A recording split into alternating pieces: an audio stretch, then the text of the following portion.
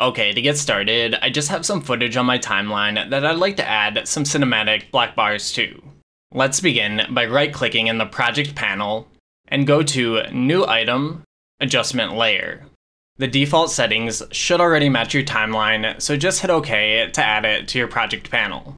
The reason we're using an adjustment layer is because you'll often have multiple clips, and with an adjustment layer, you can add the black bars to everything at once. It's just a lot easier. So now, let's drag the adjustment layer onto the timeline, and then drag its end so that its duration covers all the clips you want it to.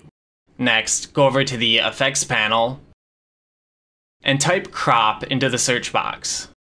Drag the crop effect onto the adjustment layer on your timeline. Then make sure your adjustment layer is still selected, and go over to the crop effect in Effect Controls.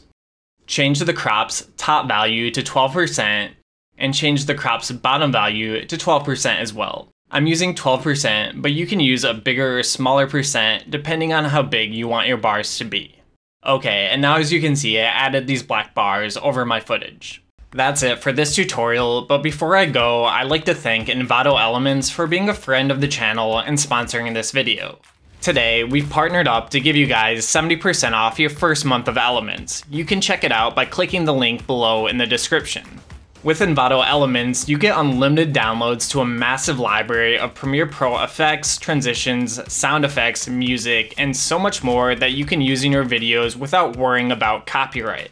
It really is the best deal on the net for assets, so definitely check it out. But that's all for me, so thanks for watching, and I'll catch you guys in the next one.